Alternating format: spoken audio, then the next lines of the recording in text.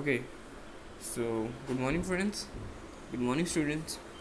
So today we are going to learn and see solving of some mathematics questions which are handy in CBSE board exams. So let's start with the lecture. So these are the contents where we'll solve some trigonometry, complex number, differential convolution, and one statistics problem which I have not mentioned here. Okay, so this is the first question, people. We have to prove. Let me open my paintbrush, and if I can zoom it. No. Okay. So here, like we can see, cos pi plus x into cos minus x upon sin pi plus minus x cos pi by 2 plus x equals to cot square x. We have to prove this. So we start by taking LHS, and when we start solving, we use properties of trigonometric functions. So we know cos pi plus x is, like, I'll show you. This is first quadrant, second quadrant, third quadrant, fourth quadrant. Now here what we have is, in this everything is positive in this first quadrant. In here only sine and cosec are positive. Here tan and cot, and cos and cosec here. So when cos pi plus x means, like, if we think of an angle x, it pi plus x.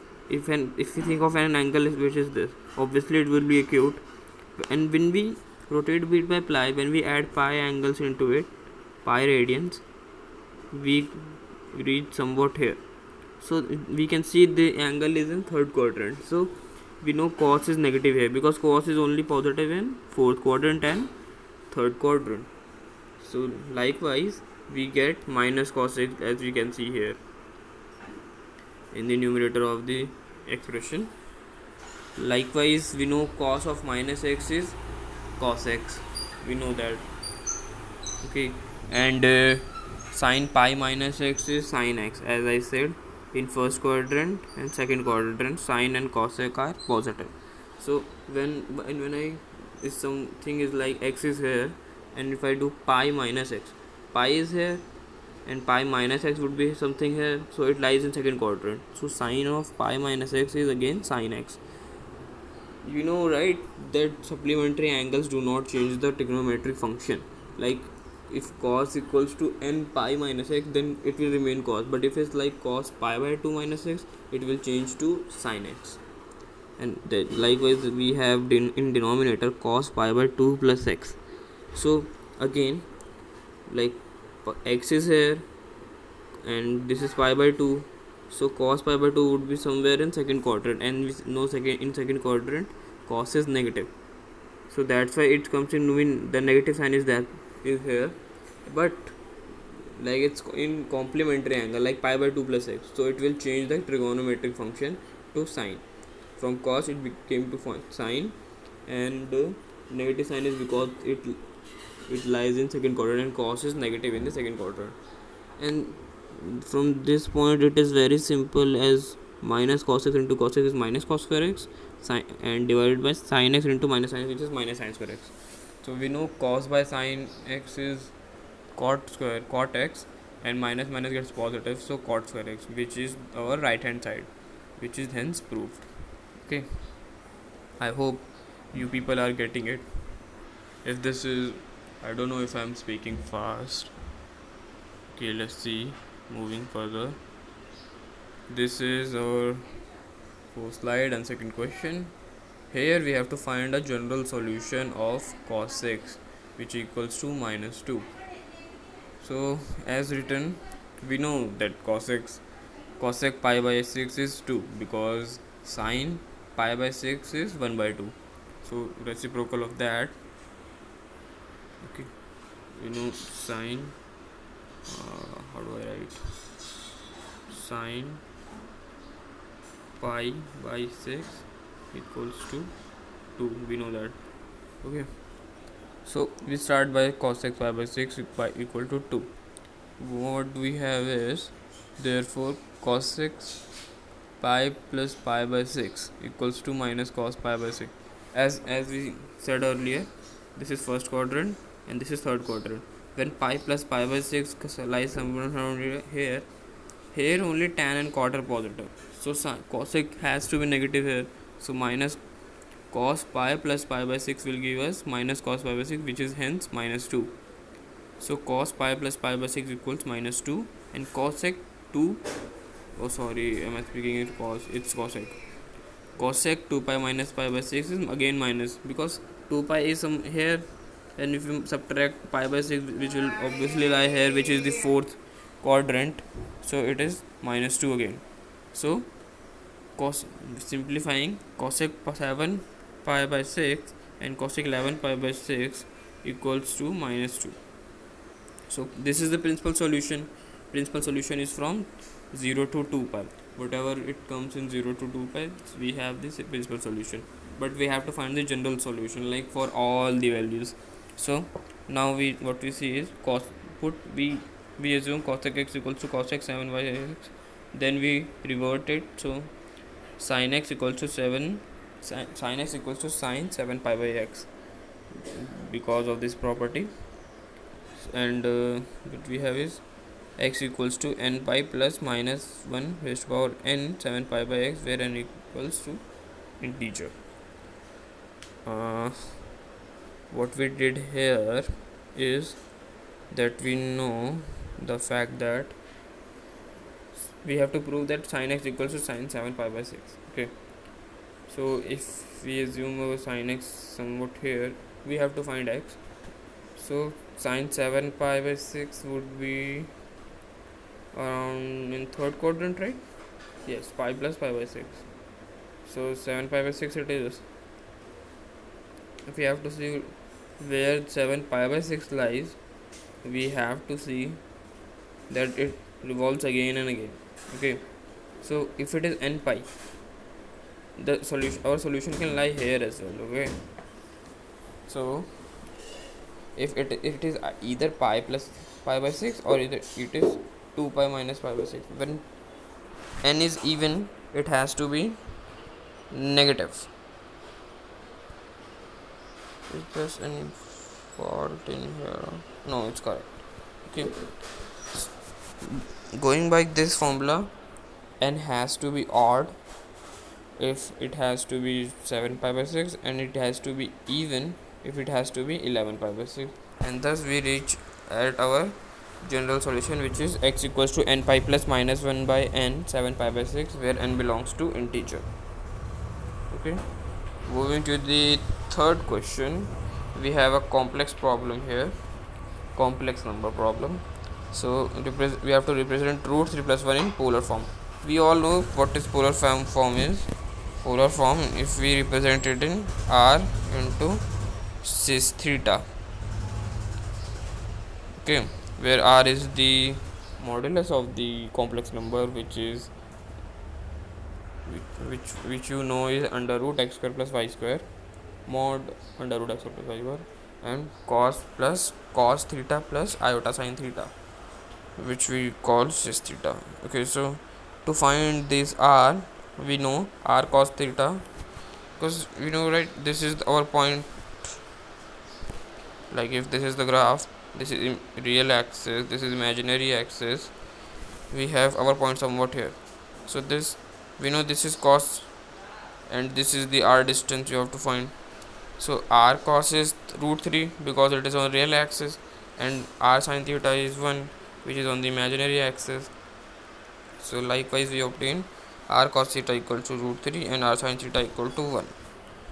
On squaring and adding, we obtain, what we obtain here is, yes, when we square and add them, we get r square on the left side, because cos square theta plus sin square theta equals to 1, and on the right side we get 4. So we arrive at this thing, r square equals to 4, which means r equal to root 4 equal to 2. Convention, r has to be greater than 0 because it is the distance from origin of that complex number point. Okay, on the real axis, in the real versus imaginary axis. So 2 cos theta equals to root 3, like r cos theta, and 2 sin theta. Now we have to find the theta. So what we do is divide cos theta and by sin theta. Okay, or we can already see that sin theta equals to half, so theta has to be pi by 6, which also fits in this expression cos theta equals to root 3 by 2. Okay, sorry, as theta lies in the first quadrant. We know, how do we know that? Our real number is also positive and our imaginary x number is also positive, so it has to be in first quadrant, like we have in our coordinate system. This is Argand place, if I recall it's called, yes. So again we have to form this into our polar form. So what we do is root 3 plus 1 is equivalent to r cos theta plus iota r sin theta. We take r common, which is 2, so 2 into cos pi by 6 plus iota sin pi by 6, because our argument is pi by 6.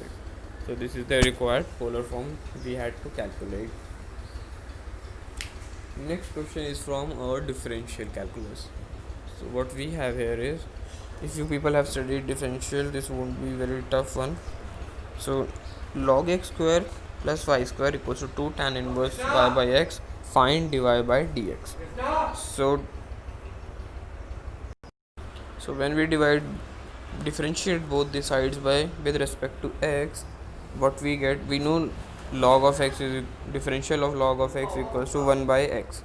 So 1 x square plus y square will give us 2x plus 2y dash. No, I mean log of x square plus y square first give us x square plus y square, 1 upon x square plus y square, and when we apply our chain rule, we know x square plus, we have to differentiate x square plus y square as well. So what we get is 2x plus 2y dash, because differential of x square is 2x and y square is 2y dash. And from then similarly on the right hand side, we know tan inverse x का differential जो होता है, it is 1 by X square plus Y square. I mean 1 plus x square if it's tan inverse 1 by x. Okay, tan inverse it is 1 plus x square, 1 by 1 plus x square. So what do we have to, which comes as out as constant when we have y by x? So we do it 1 by 1 plus y by x square into, then we have to differentiate y by x as well. We will use our quotient formula, which is y dash x minus y by x square. Now it's just simplification. We have to simplify the problem and calculate our y dash. So here we cancel our 2 first, so our 2 is gone here in the second. Here this is the next expression. Okay, so we take LCM here and we get x square upon x square by x square plus y square. This x square gets cancelled, and again this x square plus y square gets cancelled. Okay, so what we are left with is x plus y dash equals to y dash x minus y. We take y dash common and we have y and minus x coming from the right hand side. Then we have minus y and minus x when we take x to the right hand side. So we take minus common here, and then it is x plus y upon y minus x, and then we multiply minus in the denominator, so we get x plus y equal upon x minus y, which is our y dash, which is dy by dx, the differential of x with respect to x, differential of y with respect to x. Okay, moving on to the last question, the next slide. We have to find here is mean deviation about mean for the data given here. We are provided with the xi and fi. Xi is 5, 10, 15, 20, 25 with corresponding values of fi as 7, 4, 6, 3 and 5. Okay, so here what we have is, first of all we need to know the formula for mean deviation about mean, which is 1 by n, which is our sigma fi of sigma n from 1 to n, I running from 1 to n, fi mod of xi minus x bar. So it is basically difference of each of fi xi from the mean. Okay, so first of all we need to calculate the mean as well. How will we calculate mean? We know mean is equals to sigma fi xi. I cannot type it here, can I? Yes, I can. Just a minute. Text box here. Edit. Okay, what we wanna do here is fi. We know x bar, let's assume it to be the mean. Yes, mean equals to f of I, x of I divided by sigma fi. I cannot do sigma here, so assume that. Okay, this is here. This is sigma fi upon sigma fi. If I write it correctly,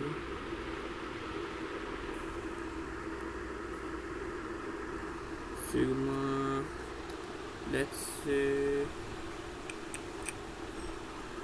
what I can do here is, suppose this is sigma sign, okay, which is the summation sign. So sigma fi xi upon sigma fi, which gives our this mean, which is written here as well. Yeah, this formula. Okay, so now what we want to do is, we can first of all you calculate fi xi.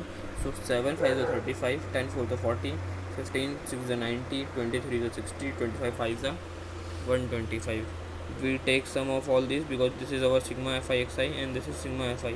Sigma is the summation of the corresponding values. Okay, so likewise we calculate our mean, which is 350 by 25, which is sigma fi upon xi, fi xi upon fi. Then this comes to be 14. Okay, when we divide 350 by 25, it comes to be 14. Now what we have to calculate is mod of xy minus 14. Why we are taking mod is because we don't want our deviation to be negative. We just want to know the deviation, absolute deviation of our values from the mean. So what we do is xy minus 14 and take mod of it. So 5 minus fi minus 14, 5 minus 14 is 9. We have to take xi, right? So 10 minus 14 is minus 4, but we have taken mod, that's why it's minus 1. 15 minus 14 is 1, 20 minus 14 is 6, 25 minus 14 is 11. And now we calculate fi xi, again we multiply fi now, but this time we will multiply it with the xi minus 14, which was 14 is our mean. So 7 9 is 63, and likewise we reach here. Okay, 5 into 11 55. Then we calculate fi xi. This is this particular term, sigma fi xi minus x bar, mod of it. So 158 by 25, when we divide 158 by 25, we get 6.32, which is our mean deviation about mean, because we are taking it above mean.